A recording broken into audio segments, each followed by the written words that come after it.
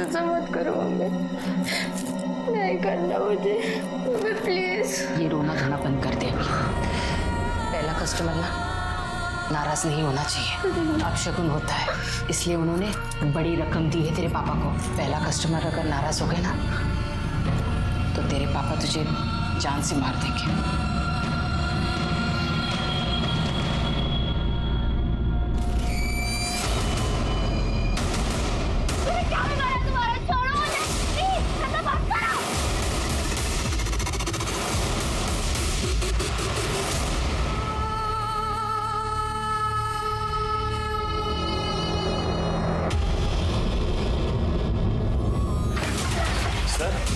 Sir sir मेरी बेटी कहीं गायब हो गई, वो कहीं मिल नहीं रही। प्लीज देखिए ना, प्लीज ढूंढिए ना उसे। सर मैं हाथ जोड़ता हूँ आपके। आप शांत हो जाइए, आराम से बैठिए, फिर बताइए। ये सर। क्या नाम है इसका? सोनी सर। गायब है कब से? सर कल शाम से गायब है, कुछ पता नहीं चल रहा है। अच्छा, इसका कोई अफेयर वगैरह या कोई बॉयफ्रेंड है? नहीं सर, वो मेरी बेटी पढ़ने लिखने वाली लड़की सर, ऐसी कोई बात नहीं। आपको किसी पर शक है जो उसे गायब कर दे या उसे नुकसान पहुंचा दे, ऐसा कोई आदमी? हाँ सर, हैं सर, 2 लोग हैं, उन पे शक है सर मुझे। सर एक विलास है, मेरी गांव मांडवपुर का है। सर पता नहीं क्यों चिढ़ता रहता है मुझसे। मैं जब कभी गांव की मार्केट में अपनी दुकान लगाने जाता हूं तो सर वो मेरी दुकान हटा देता है, मारपीट करता है मुझसे। सर इस बार तो उसने हद कर दी, तो मुझे पुलिस तक को बुलाना पड़ा। अभी कुछ दिन पहले मेरी बड़ी बेटी है सुरेखा, वो अपने काम से वापस आ रही थी तो उस कमीने ने उसके साथ।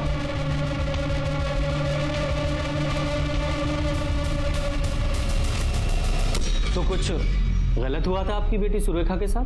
नहीं सर, ऐसी कोई बात नहीं है। और आपने पुलिस कंप्लेंट की थी? नहीं सर, कंप्लेंट नहीं करी थी। सर दरअसल मैं यहाँ था ही नहीं, मैं मंदावपुर में था सर। मेरा सीजन का टाइम चल रहा था। मेरी पत्नी और दोनों बेटियां घर पे थी, ये दोनों बहुत डर गए थे, इसलिए कंप्लेंट नहीं करी सर। लेकिन सर मैं आपको यकीन के साथ कहता हूँ कि ये सब उसी का काम है सर। और जब मुझे पता लगा तो सर मैं गांव में उससे बात करने गया था। विलास, बड़ा मर्द बना फिरता है, तेरी हिम्मत कैसे हुई? यही है तेरी मर्दानगी? मेरी बेटी का हमला करवाया तूने, बहुत गलत किया तूने। छोड़ूंगा नहीं मैं तुझे,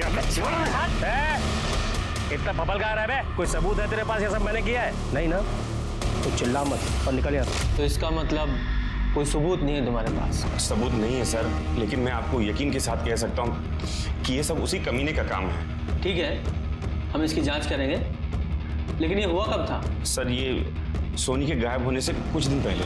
और वो दूसरा आदमी कौन है जिस पे आपको शक है? गणेश मंदावपुर गांव में हमारा पड़ोसी था। 10 साल पहले जब हम गांव में थे तब ऐसे बात हुई थी कि जब ये बच्चे बड़े हो जाएंगे तब सोनी और गणेश की शादी करा देंगे। ऐसे इनकी डिटेल्स ले लो। चलो।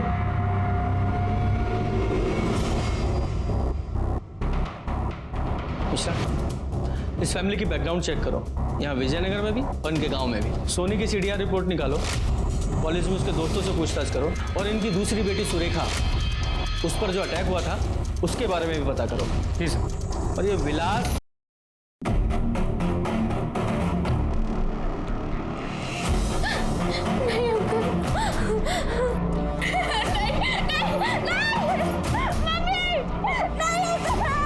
भगवान का लाख लाख शुक्र है, अब हमारे हालात सुधर जाएंगे, सब ठीक हो जाएगा। कमलेश और उसका बड़ा भाई रमेश दोनों कई सालों से इसी मोहल्ले में रहते हैं। दोनों भाइयों में जरा भी बनती नहीं है।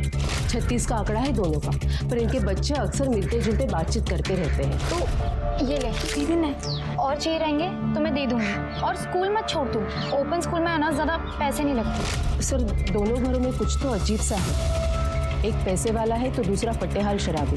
कमलेश की बेटी सुरेखा देर रात बड़ी बड़ी गाड़ियों से घर पे आती है, और रमेश के घर से हर रात कोई अलग अलग शक्ल का आदमी दारू पी के बाहर निकलता है। सर मुझे ही नहीं, पूरे मोहल्ले को ऐसा लगता है कि इनके घर में कुछ तो गलत हो रहा है।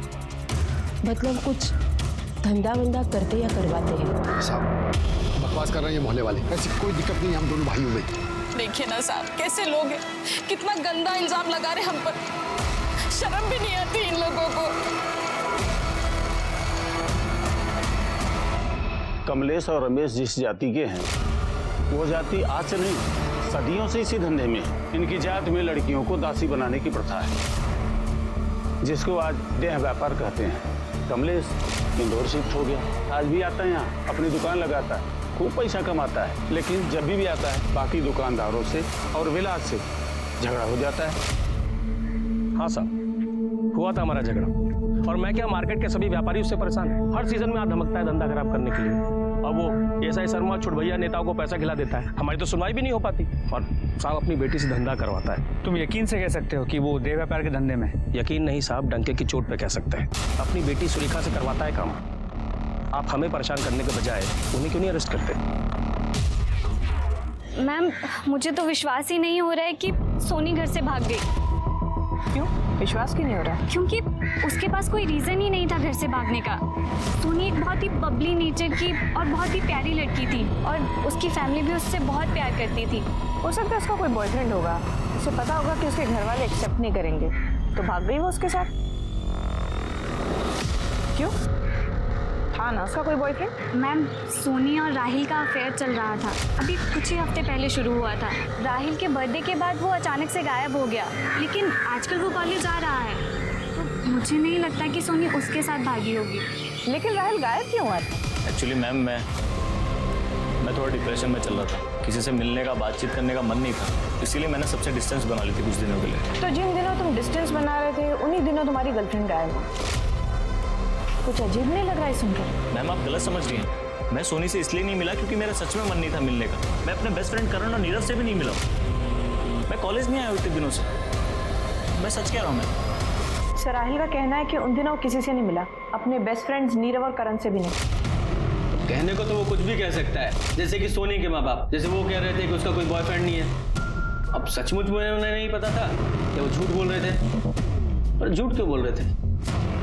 खैर, ये जो राहिल है, इसके कॉल रिकॉर्ड से निकालो, इसकी मोबाइल लोकेशन भी। जी सर। और सर, कमलेश का बैकग्राउंड चेक किया, यहाँ विजयनगर में भी और उसके गांव में, तो पता चला कि वो प्रोस्टिट्यूशन के बिजनेस में है। सर, वो जिस जाति को बिलोंग करता है वो लोग दासी प्रथा को फॉलो करते थे, और लगता है कि वो और उसका भाई दोनों भी इस प्रथा को आज भी फॉलो करते हैं, लेकिन कुछ कंफर्म नहीं कह सकते। तो कंफर्म करो कि सच क्या है, क्योंकि इस केस में हर एक कोई झूठ ही बोल रहा है। अब वो सोनी के कॉल रिकॉर्ड के हिसाब से घर से निकलने से पहले उसने लास्ट कॉल राहिल को की थी, उसने पूरे 2 मिनट बात की थी, और फिर उसकी कॉल लोकेशन घर से 5 किलोमीटर दूर मिली। जरा पता करो, ये राहिल डिप्रेशन में याददाश्त भी खो देता है क्या?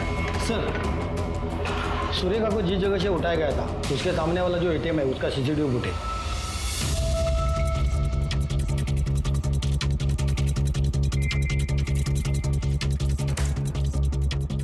ये आदमियों के चेहरे तो दिखाई नहीं दे रहे हैं, कपड़ा बांधा हुआ है। ये देखो, गाड़ी की नंबर प्लेट दिखाई दे रही है।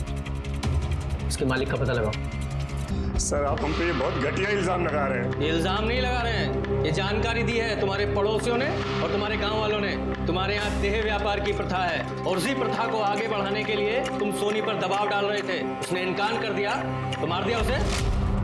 हमने अभी अभी अपनी बेटी खोई है, अब उसके कातिल को पकड़ने की बजाय हम पे घटिया इल्जाम लगा रहे हैं। अरे मानता हूँ कि हमारे बाप दादा ये धंधा करते थे, लेकिन मजबूरी थी उनकी। गांव वाले ना किसी को पढ़ने लिखने देते थे, ना कोई और काम करने देते थे। सर, इसी दलदल से बचने के लिए मैं अपनी बेटी को लेकर शहर गया था कि वो पढ़े लिखे और इस दलदल में न फंसे। तो तुम्हारा कहना ये है कि तुम ये धंधा नहीं करते, तो एक बात बताओगे, सुंदर नगर में तुमने एक बंगला किराए पर लिया हुआ है, वहां तुम्हारी बेटी से मिलने सिर्फ मर्द लोग आते हैं, ऐसा क्यों? एक्सप्लेन करोगी? ये कैसी बात कर रहे हैं सर आप? ग्रेजुएट है मेरी बेटी, हॉस्पिटैलिटी बिजनेस में है। सर, ये अपना ऑफिस चला सके इसलिए हमने वो बंगलो लिया था, बस इतनी सी बात है। और सर, अगर हमें ये प्रथा चलानी होती, धंधा चलाना होता, तो मैं अपने बच्चों को लेकर शहर क्यों आता, उन पे इतना पैसा क्यों खर्च करता? रमेश भाई साहब की तरह प्रथा को आगे बढ़ाता ना। ठीक है, फिलहाल जा सकते हो, लेकिन शहर छोड़कर नहीं जाना। जरूरत पड़ी तो दोबारा बुलाएंगे। सर, इतनी आसानी से जाने क्यों दिया? मिश्रा, इनके खिलाफ हमारे पास कोई ठोस सबूत नहीं है, सिर्फ लोगों द्वारा दी गई जानकारी के आधार पर इन्हें यहाँ नहीं रख सकते थे। फिर भी इन पर नजर रखना। कॉल आया था सर उसका, परेशान थी, मिलना चाहती थी मुझसे, पर मैं अपने दोस्तों के साथ पढ़ाई कर रहा था तो मैंने उससे मिलने से मना कर दिया। अच्छा, दोस्तों के साथ पढ़ाई? कौन दोस्त? करण और नीरव।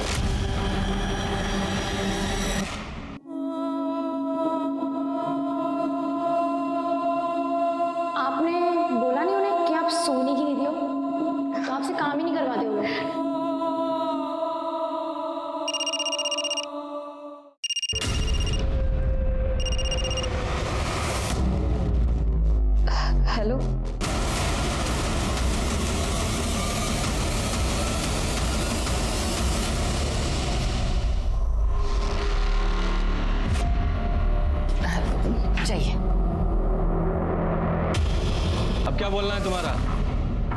बस अपनी प्रथा निभा रहे थे। प्रथा निभा रहे थे, और जब उसने प्रथा निभाने से इनकार कर दिया तो मार डाला उसे। सब हम क्यों मारेंगे? शुरू में हर लड़की प्रथा निभाने से मना करती है, फिर धीरे धीरे उसे आदत हो जाती है। अगर तुमने नहीं मारा तो फिर कौन तुम्हारे घर में घुस के मार गया उसे? पता नहीं साहब किसने मारा, किस लिए ये सब किया। साहब पता होता तो हम उसकी गर्दन नहीं तोड़ देते। बड़ी बेटी कहाँ है तुम्हारी?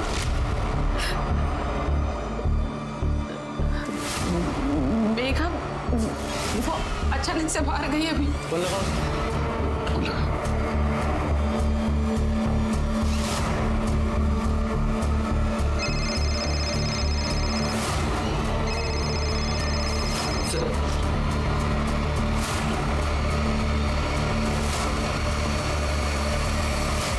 ये सोनी और शिल्पी दोनों का मर्डर एक ही तरीके से किया गया है, गला दबाकर। सर यू मीन टू से कि दोनों मर्डर्स एक ही आदमी ने किए? शायद, क्योंकि कमलेश ने बताया था कि उसका भाई रमेश उससे जलता है, तो ये भी तो हो सकता है कि रमेश ने जलन की वजह से सोनी को मार दिया हो। और हो सकता है अपनी बेटी शिल्पी को इसलिए मार दिया क्योंकि वो धंधा करने से मना कर रही। हाँ पॉसिबल तो है, पर एक बात समझ में नहीं आ रही है, ये मेघा कहाँ गायब हो गई? एक वो है अपना विलास, वो भी इनके पीछे हो सकता है। लेकिन सर विलास की दुश्मनी कमलेश से थी, वो शिल्पी को क्यों मारे? बचता है वो गणेश, वो सोनी को तो मार सकता है लेकिन शिल्पी को मारने का मोटिव तो उसके पास भी नहीं। हाँ वो गणेश, उसका कुछ पता चला? सर एक टीम उसे ढूंढ रही है। तो बचा वो राहिल, उसकी और उसके दोस्तों की मोबाइल लोकेशन भी उस दिन राहिल के घर पे ही थी, तो वो भी नहीं हो सकता। तो फिर कौन हो सकता है? मेघा हो सकती है सर। और उसके पास मोटिव क्या है? मोटिव का तो पता नहीं सर। शिल्पी के मर्डर के बाद मेघा गायब है और उसका फोन भी तो उसके घर पे छोड़ के गई है वो। ये सोनी की पोस्टमार्टम रिपोर्ट आई? सर कल शाम तक आ जाएगी। हाँ। सर एक सेकंड। सर आरटीओ से मैसेज। सर जिस गाड़ी से सुरेखा को किडनैप किया गया था वो विलास की बीवी नंदिनी के नाम पे रजिस्टर्ड है। लोकल पुलिस को कांटेक्ट करो और बोलो कि विलास को तुरंत अरेस्ट करें और विलास को यहाँ लाने का इंतजाम करो। सर एक सेकंड, सिंह का फोन। हाँ सिंह बोलो। ठीक है सर, नारायण के पीछे वाले रोड पे एक लड़की की डेड बॉडी मिली है, हिट एंड रन का केस लग रहा है। धंधा करती है साहब, जहां से उसके पास ये सारे पैसे आते हैं, जिसकी वजह से वो हर सीजन में गांव में आके हमारा मार्केट खराब करता है। साहब मैं सिर्फ सुरेखा को डराना चाहता था, उसका चेहरा खराब करना चाहता था ताकि उसका धंधा बंद हो जाए साहब, और इस कमलेश की हिकड़ी निकल जाए। अच्छा तुझे क्या लगा? तूने सोचा कि सुरेखा के साथ साथ सोनी का भी इंतजाम कर देता हूँ, इसलिए मार दिया उसे? तो मारा उसे? साहब मैंने उसको नहीं मारा साहब, मैं तो सुरेखा के डराने के अलावा मैंने कुछ भी नहीं किया साहब। आप चाहो तो चेक कर लो साहब, उस दिन मैं गाँव में ही था साहब। लेकिन जो तूने सुरेखा का साथ किया है वो भी क्राइम है, उसके लिए तू यहीं रहेगा। और तू कितना सच झूठ बोल रहा है वो तो हम पता लगाएंगे। ये सोनी और शिल्पी के केस में हमें कुछ हाथ नहीं लगा है, और यहाँ तक कि वो मेघा, उसके केस में भी कंफर्म नहीं है कि वो सुसाइड था या एक्सीडेंट। पर सर सोनी के पोस्टमार्टम रिपोर्ट से पता चला है कि उसकी मौत 25 अक्टूबर की रात 8 और 10 बजे के बीच गला घोटने की वजह से हुई है। और सर ये भी पता चला है कि मरने से पहले उसके साथ गैंग रेप किया गया। उसके बॉडी और कपड़ों पे 3 लोगों के सीमन मिला है। सोनी की डेड बॉडी जहाँ मिली थी सर, उसके पास ही के फार्मेसी में सीसीटीवी कैमरा लगा था। फुटेज में देखिए क्या मिला है।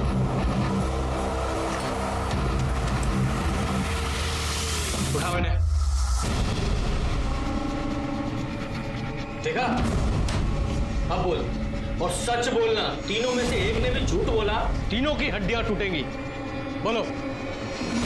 कॉल आया था सर उसका, उस रात रो रही थी बहुत, कह रही थी कि उसके घर वाले उसे जबरदस्ती प्रोस्टिट्यूशन में डालना चाहते हैं। उसने कहा कि उस दिन उसके लिए कोई उसका फर्स्ट कस्टमर आने वाला है। वो घर से भागना चाहती थी सर, इसलिए मैंने उसे मिलने के लिए पार्क में बुलाया। ये करण और नीरव भी गए थे मेरे साथ, वहीं पे थे ये लोग। और तुम तीनों ने अपने फोन घर पे ही छोड़ दिए? छोड़ा नहीं सर, छूट गया होगा सर। हम लोग अक्सर पढ़ाई करते हुए फोन साइड में रखते हैं, उस दिन भी यही किया था हमने सर। शायद जल्दबाजी में निकलते हुए दिमाग से निकल गया होगा। तीनों भूलते भी ग्रुप में ही हो? आप गलत समझ रहे हैं सर, मैं सच बोल रहा हूँ आपसे। और जब सोनी ने तुझे बताया कि उसकी फैमिली प्रोस्टिट्यूशन में है, तब शौक नहीं लगा तुझे?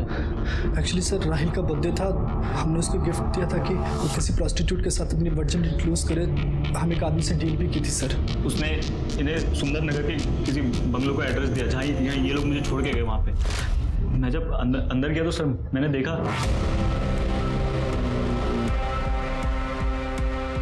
कब से इंतजार था तुम्हारा? सर वो सारी रात मैं सुरेखा के साथ ही था। मुझे लगा सर ऐसी कोई प्रोस्टिट्यूट हो गई ऐसी। एक दिन जब मुझे सोनी ने गार्डन में मिलने के लिए बुलाया अपनी मम्मी और बहन से मिलने के लिए। सॉरी यार, लेट हो गया और ट्रैफिक था ना इसीलिए। ये मेरी मम्मी है और ये मेरी बहन सुरेखा। उस दिन से सर मैंने सोनी से डिस्टेंस बना लिया सर। ना मैं उससे मिला हूँ ना फ़ोन किया मैंने सर, क्योंकि मैं नहीं चाहता था मेरी गर्लफ्रेंड किसी प्रोस्टिट्यूशन फैमिली से इन्वॉल्व हो सर। लेकिन सर उस दिन सुरेखा और मेरे बीच हुआ वो मैं भूल नहीं पा रहा था, तो मैंने एक प्लान बनाया। सुरेखा को कॉल करके ब्लैकमेल किया मेरे साथ फ्री में सेक्स नहीं करी तो मैं सोनी को सब सच बता दूँ। डर दिखा के उसके माँ बाप को भी ब्लैकमेल किया। एक दिन जब मैं उसके बाप से उसके घर में पैसे ले रहा था तो पूरे जो बोला है वो ध्यान रखना। राहिल, तुम यहाँ क्या कर रहे हो? पापा आप किस बात के पैसे दे रहे हो उसे? क्या चल रहा है यहाँ पर? ये जो तुम्हारी पूरी फैमिली है ना, ये मुझे इन पैसों से तुमसे दूर करना है। दोबारा मिलने के लिए बुलाया तो उसने साफ मना कर दिया। उसने कहा कि उसने सोनी को सब बता दिया और मैं उसे ब्लैकमेल नहीं कर सकता। मेरा फ्री का पैसा और वो फ्री का सेक्स सब बंद हो गया, तो मैंने दोबारा सोनी को पठाना चालू किया। उसे लवी डबी मैसेज भेजे, उसे ये बोला कि उसके फैमिली वाले उसे बेवकूफ़ बना रहे। लेकिन तू सोनी को बेवकूफ क्यों बना रहा था? ताकि मैं उसके साथ भी। और पार्क में क्या हुआ था? उसने घर से पार्क आते आते अपना माइंड बदल दिया। वो राहिल, क्या है? मैं नहीं भाग सकती तुम्हारे साथ, मुझ में इतनी हिम्मत नहीं है, समझो प्लीज। क्या कर सकती हो तुम? ये नहीं कर सकती, वो नहीं कर सकती। अरे तुम्हारा दिमाग खराब है क्या? पागल हो क्या तुम? इतना कर सकती हूँ कि मेरी वजह से तुम्हें परेशानी ना हो, इसलिए मैं तुमसे दूर जा रही हूँ। हमारे बीच में जो भी है ना, भूल जाओ, हमारा कोई फ्यूचर नहीं हो सकता। मैं तुमसे प्यार करती थी, हमेशा करती रहूंगी। वो रोते हुए सर वहाँ से भाग गए। मुझे क्या सर, हम सबको ऐसा लगा कि वो घर चले गए, तो हम लोग भी वापस घर आ गए सर और पढ़ाई करने लगे। मिश्रा, इन तीनों का डीएनए सैंपल लो और सोनी की बॉडी पर मिले सीमेन सैंपल से मैच कराओ, और तब तक ये कमलेश और फैमिली को देखते हैं।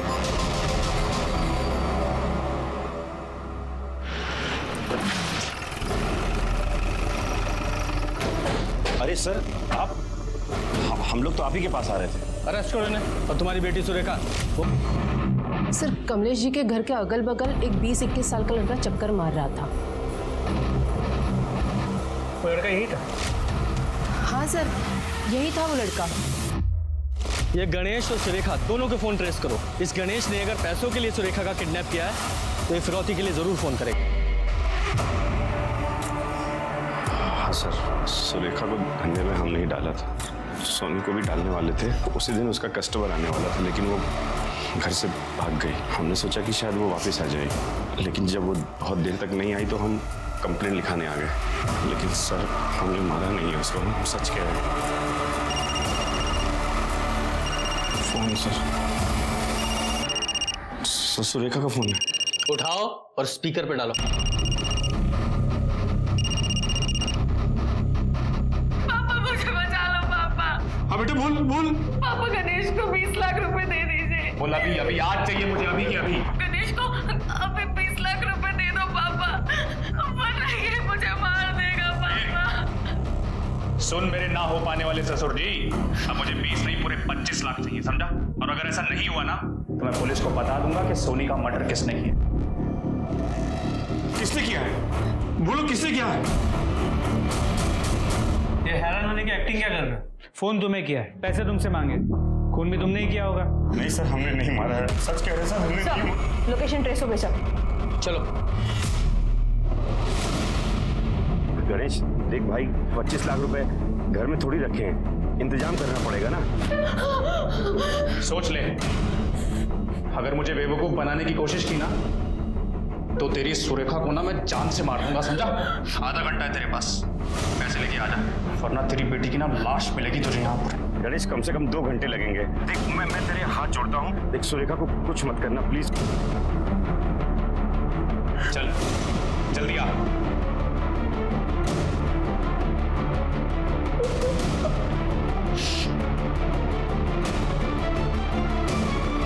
सर लोकेशन यही की।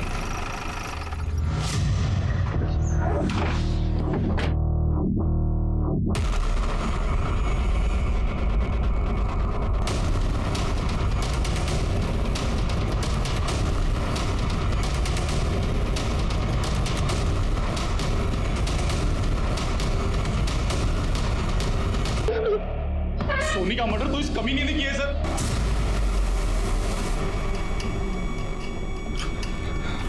क्या सबूत है तुम्हारे पास? सर मेरे मोबाइल में।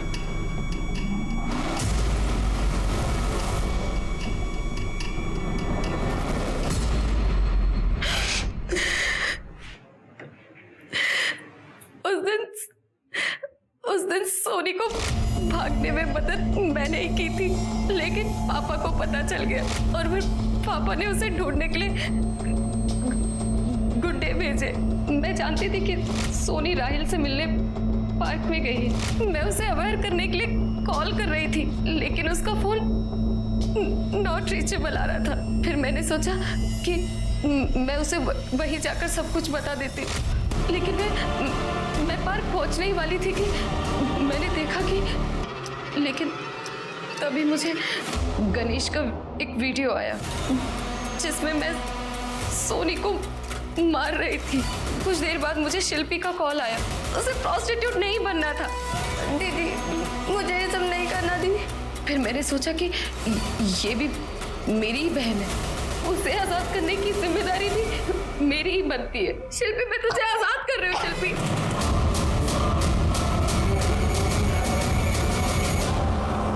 शिल्पी, सुरेखा तुम, शिल्पी, शिल्पी, सुरेखा रुको।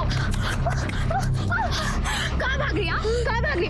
तू ना बहन नहीं है, जल्लाद है जल्लाद। तू भी ना अपने बाप की। देखो मैं मानता हूँ कि तुम चारों बहनें बहुत नरक की जिंदगी जी रही थी, लेकिन उन्हें उस नरक से निकालने का ये कोई तरीका नहीं है कि उनको मार ही दिया जाए। सोनी और शिल्पी की हत्या के और मेघा के गैर इरादतन हत्या के जुर्म में इसे बुक करो और चार्जशीट तैयार करो। सुरेखा का कहना था कि अपनी बहनों को इस नर्क से बचाने के लिए उसने ऐसा किया, लेकिन किसी की जिंदगी खत्म करने का हक उसे किसने दिया? सिर्फ सुरेखा के बयान से ही नहीं, बल्कि सोनी के कपड़ों पर मिले 3 सीमन सैंपल्स के राहिल और उसके दोस्तों से डीएनए मैच होने के आधार पर पुलिस ने राहिल और उसके दोस्तों को सोनी के साथ सामूहिक बलात्कार करने के चार्जेस में अरेस्ट किया। शिल्पी और मेघा की पोस्टमार्टम रिपोर्ट आने से पहले ही पुलिस ने यह केस सॉल्व करके अपराधियों को पकड़ लिया था, जो कि बहुत कम केसेस में देखने को मिलता है। जब भी किसी गलत चीज से, अन्याय से मुक्ति पाने के बारे में सोचें तो याद रखें कि मुक्ति पाने के गलत नहीं सही तरीके भी होते हैं। अब मैं अनूप सोनी आपसे विदा लेता हूं, फिर मुलाकात होगी क्राइम पेट्रोल सतर्क में एक और नए केस के साथ।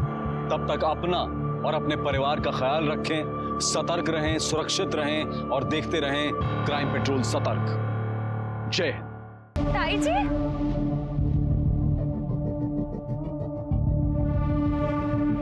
कैसे हैं आप लोग? हम बहुत अच्छे हैं, आप लोग कैसे हो? हम भी अच्छे हैं। अरे चलिए ना, हमने गाड़ी लिया, आप देखिए ना। आइए आइए ना, आइए आइए। ये देखिए, कैसी लगी गाड़ी?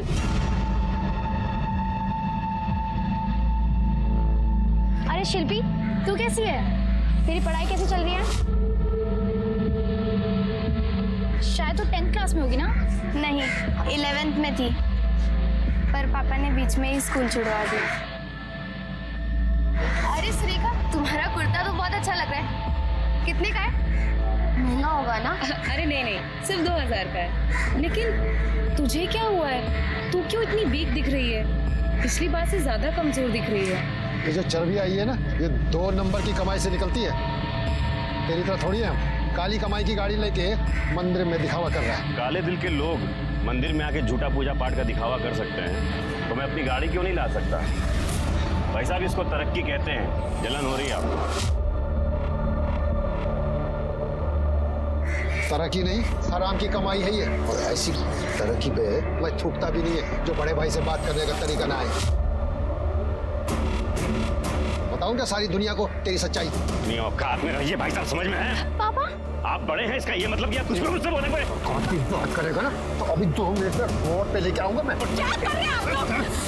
2 भाई इतने दिनों बाद मिले हैं, ऐसे नहीं कि प्यार भरी बातें करे, अपना हालचाल पूछे, दोनों लगे लड़ने। चलो मंदिर चलिए आप। पापा, ताऊजी आपका झगड़ क्यों रहा था? कुछ नहीं बेटा, बेवड़ा है साला, अपने भाई की तरक्की से चलता है। खुद तो जिंदगी भर कुछ किया नहीं, दारू पी के पड़ा रहा, और किसी ने अपनी मेहनत से जो है कुछ कमाया तो उसको गाली देगा। कोई वास्ता रखने की जरूरत नहीं है ऐसे लोगों से। लेकिन पापा, इसमें मेघा और शिल्पी की क्या गलती है? वो दोनों तो बहुत अच्छी हैं। लड़कियों से बात करने में कोई बुराई नहीं है, लेकिन रमेश भाई साहब जैसे लोगों से बात नहीं करनी चाहिए, उनको दूर ही रखना चाहिए। साले के पास 2 पैसे क्या आ गए, हेगड़ी दिखाता है बड़े भाई को। क्या तेरी हेगड़ी तो मैं निकालेगा, बहुत जल्द निकालेगा।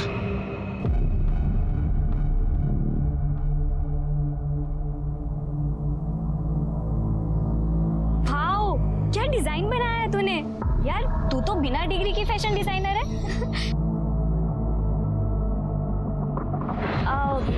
आज तो राहिल की गर्दन कंफर्म टूट जाएगी। बात उधर कर रहा है और देख तुझे रहा है।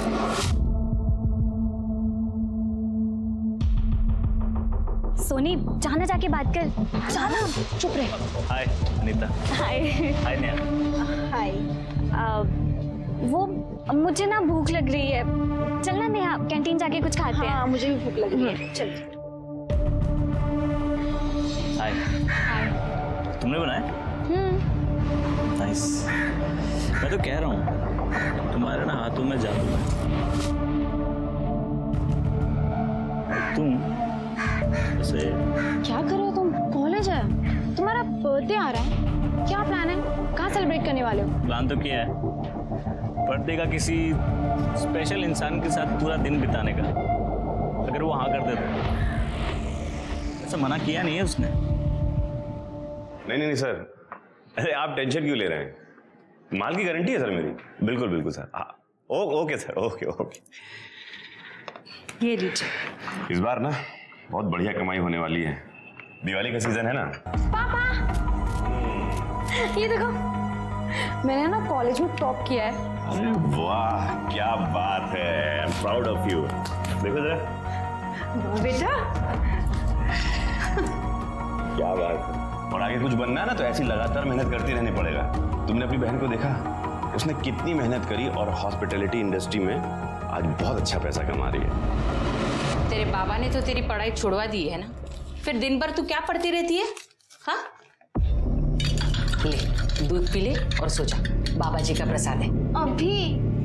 अभी तो 10 भी नहीं बजे हैं।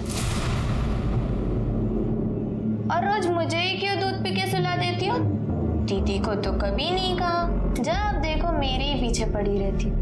अम्माओं की तरह बातें करना बंद कर, दूध पी और सो जा। और बच्चों को ना जल्दी सोना चाहिए। जब तू दीदी की तरह बड़ी हो जाएगी ना, तब तुझे भी नहीं कहूंगी जल्दी सोने के लिए। सो जाऊंगी, पर एक शर्त पर, मुझे भी सोनी दीदी की तरह स्कूल और कॉलेज जाना है। तुझे कितनी बार समझाया है, उन लोगों के बारे में बात भी मत कर। अगर तेरे पापा ने सुन लिया ना तो अभी चिल्लाना शुरू कर देंगे। चल दूध पी ले और सो जा।